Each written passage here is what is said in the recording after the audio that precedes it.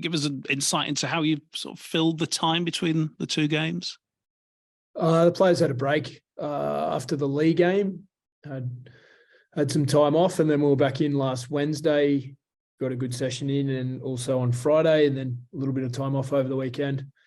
And then our sort of regular build up to a game day -4 on Monday, and then today and tomorrow into Friday. Given the time, or given the downtime, are you seeing a more energized group ahead of Friday? Yeah, we went into that break, in pretty good health also. So that break was utilised well by individuals, and the training's been of a high standard and high energy back end of last week and so far this week. You've had a long time equally to stew on that Lee loss. Do you feel like you've rectified some of those issues in training? Yeah, I do. It gave us time to sit and chat about things in a bit more detail, and to practice over a longer lead in a little bit of some things that are key for us as a team every week. Aidan Caesar's not in the 21. What's the prognosis on his injury? He suffered a really deep dead leg cork contusion, really deep in his quad, to a point where he was in a bad way at half time. Couldn't really move the back end of the first half, and then half time he was in a bad place. And it's going to be a few week injury. It's occasionally those bleeds go really deep, and they become a relatively serious injury. So he'll be a few weeks away. Does this open the door for Jack Sinfield to get a run of games?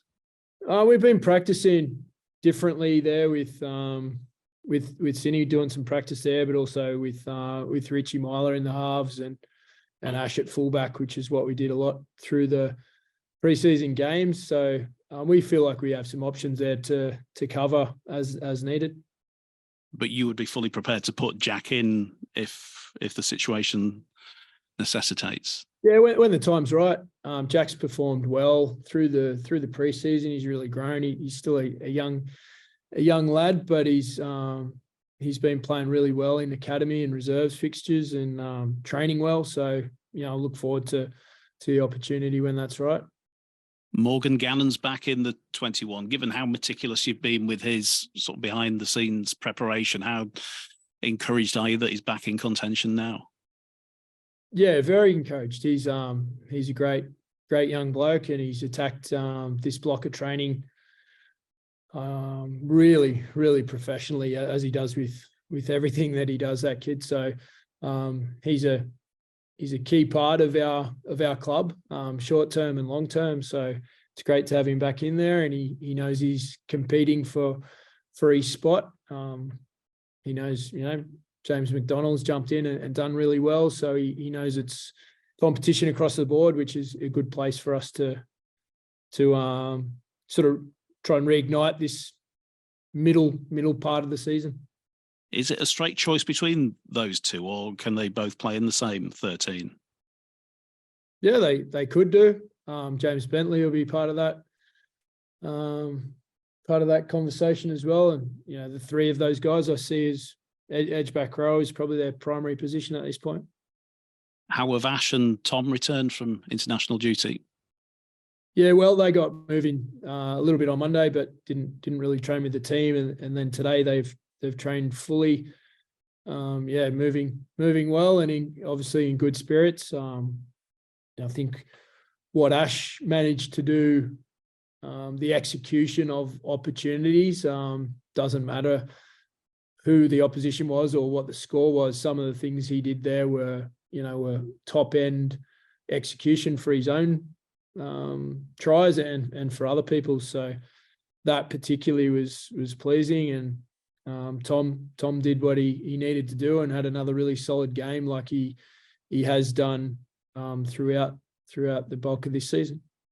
Can that, the performance and the selection internationally, can that sort of bring out an extra few percentage out of those two guys, despite the fact they're already performing pretty well this season? I think it will with both of those guys. With the international scene being new to them. I think it's given them a good boost, but they also know that their priority now is all about playing well and getting us some good results. So the England stuff will have to wait till later in the year, and each week can help them get ready, hopefully for more opportunities in the Tongan series. The priority, of course, is Salford on Friday. What's your gauge on them? They're going really well, aren't they, at the moment? Yeah, I like how they go about things. They're well coached. They've got a team of good coaches there that encourage and promote their players to play together. They're a very good team. They've got some dangerous individuals, but teamwork is a massive strength of theirs, and their willingness to try and score tries from their own 20 is something that you don't see most weeks. And do you see anyone as being particularly crucial to that sort of style? Oh, their spine certainly lead the way with their ball movement. Their middle players aren't always, they're not the driving force behind the ball movement. Their spine move the ball, but they're also dangerous ball runners themselves. So they've got a good blend of ball movement and carrying the ball and taking the line on. Just looking at their record, and they don't win many away from home. Obviously, they've got a decent home record, as you have as well. Is it a constant predicament for a coach? Is it a head scratcher as to why away form's sometimes so different to home form, or do you just have to accept that? I don't think any coach accepts it. You want to treat each game on its own merits, and the next away game or the next home game is the only one that's important, really. So, but it is I guess, an unknown thing in professional sport. I'm sure there's been studies conducted and whatnot. Maybe it's that familiarity with environment and preparation and routine that brings it. Because I think in every sport, you're more likely to win if you play at home.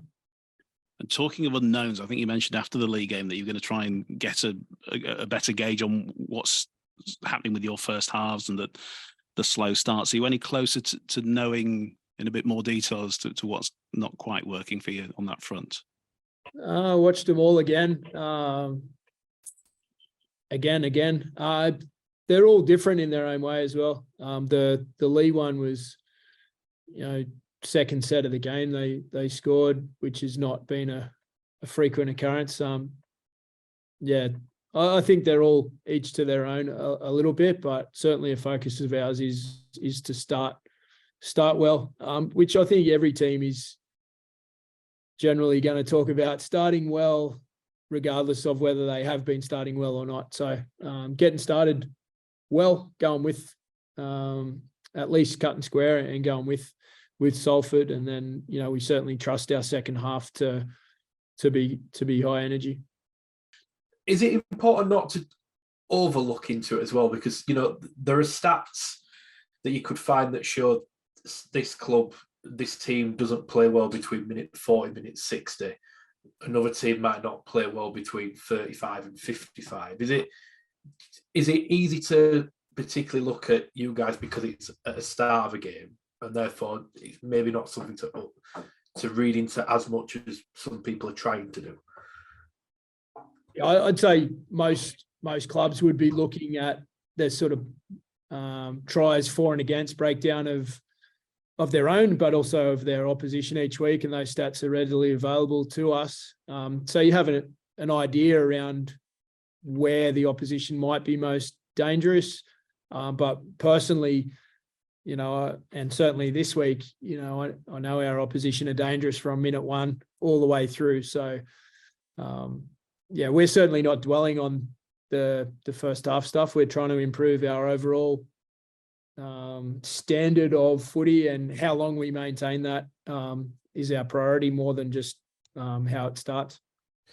Do you wish that more clubs played the game like Salford do? I remember you speaking quite highly about them when you played them last year, and particularly one try they scored. I know you've sort of got your own methods on how the game would play, but is it fair to say you admire the way they try and go about the business?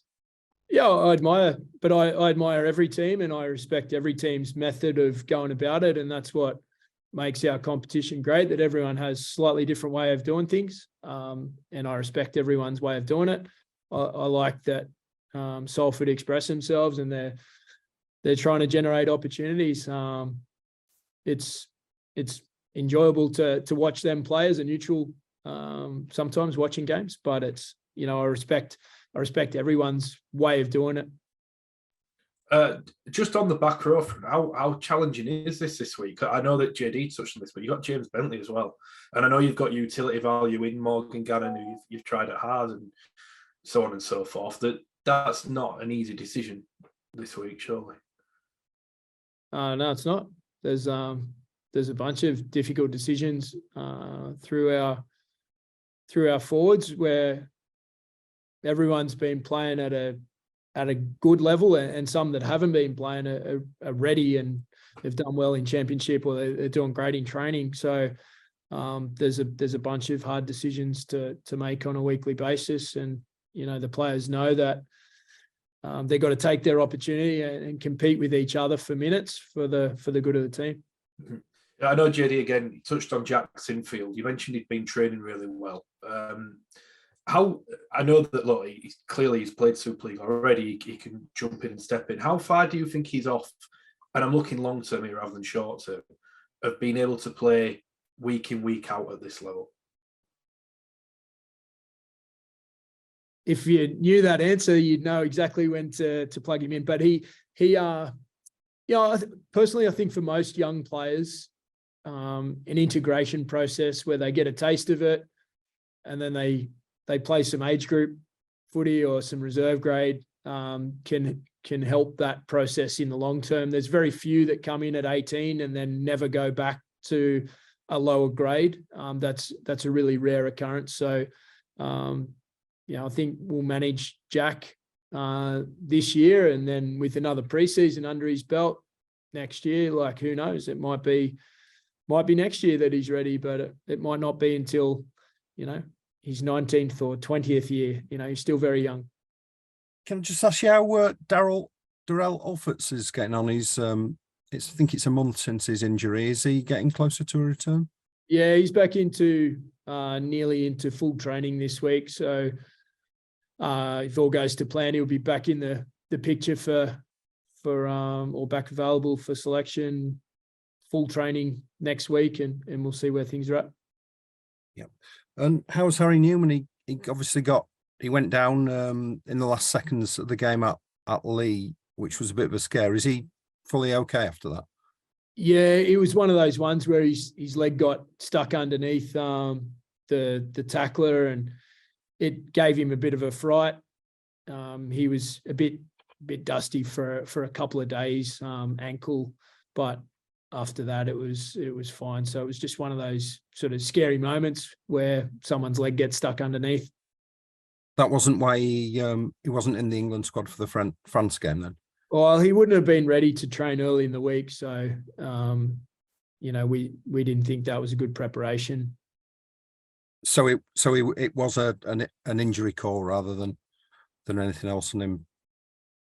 Yeah, we made them aware that he'd copped a knock, so that was the best way forward for Harry's long term performances. He needs to be playing, Super League every week to be a valuable asset to England in the future. Jack Sinfield, I don't think played for Lancashire last week. Was that because you might need him this week or not?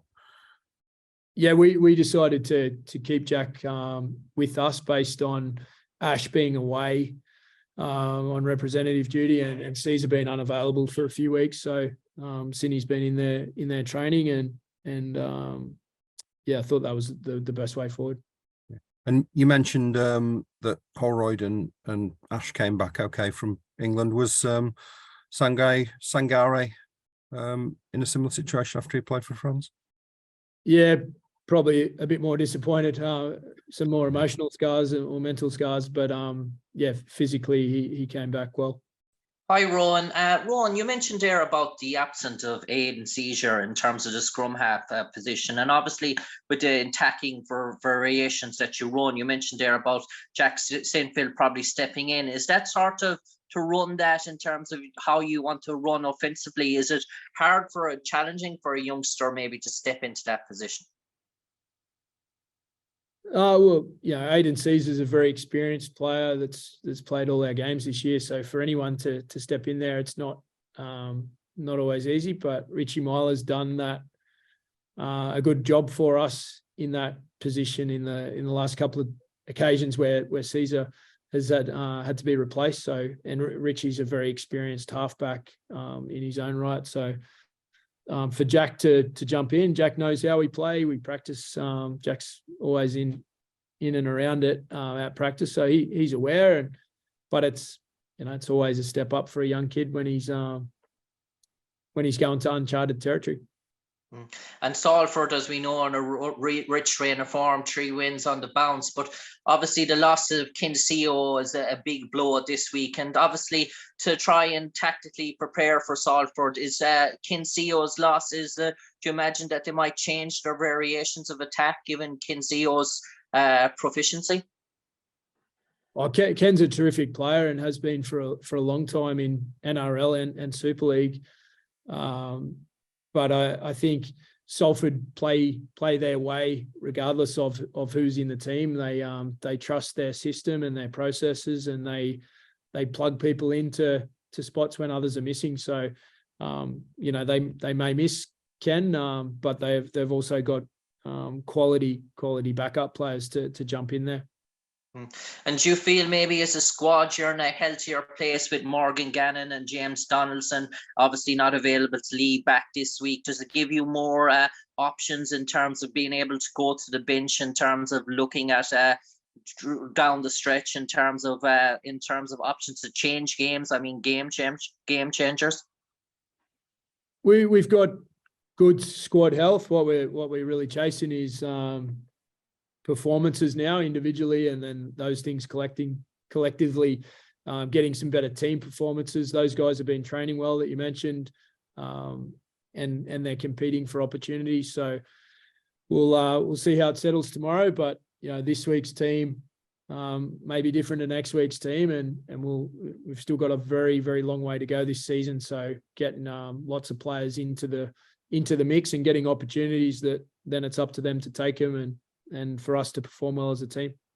And finally, for me, Rohan, you mentioned there's a long time to go yet in the season, but obviously to be in touching distance of that sort of playoff picture, how important is it for squad belief and momentum and harmony as well that you're in that, try and get into that playoff picture as early as possible, and then have others maybe hunting ye down rather than ye do the hunting?